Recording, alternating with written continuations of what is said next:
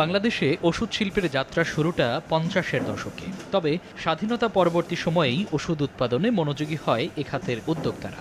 শুরুতে আমদানি নির্ভর ছিল প্রায় ৮০% ওষুধ। তবে তার আমূল পরিবর্তন হয় ৮০-র দশকে। ধীরে ধীরে দেশের ৯৮% চাহিদা মিটিয়ে এখন বাংলাদেশের ওষুধ রপ্তানি হচ্ছে বিশ্বের প্রায় ১৪০টি দেশে।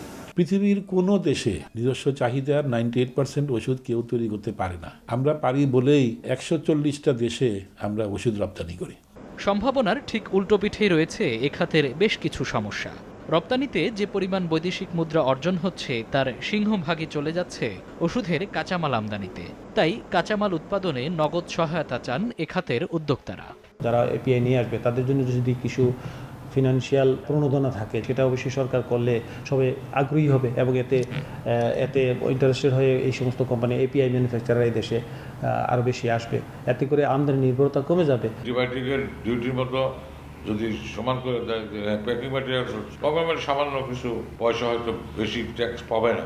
উন্নয়নশীল দেশ পর্যায়ে উন্নীত হওয়ায় বিশ্ববাজারে অনেক সুবিধা থেকেই বঞ্চিত হতে পারে বাংলাদেশ। তাই ওষুধ খাতের সক্ষমতা বাড়াতে বাজেটে সুনির্দিষ্ট পরিকল্পনা নেয়ার পরামর্শ বিশেষজ্ঞদের। ২০২৭ সাল নাগাদ বাংলাদেশ কিন্তু এলডিসির হিসেবে যে সুবিধাগুলো পায় সেগুলো থেকে সব বঞ্চিত হওয়ার বড় ধরনের একটা রিস্ক আছে। তাতে যেটা করতে হবে, আগামী ৯ বছরে বাংলাদেশ ওষুধ শিল্পের তার যে সক্ষমতা বাড়ানোর জন্য যে ধরনের রেডিনেসটা দরকার, সেক্ষেত্রে কিন্তু বাজেটারি সাপোর্ট এখন থেকে দিতে হবে।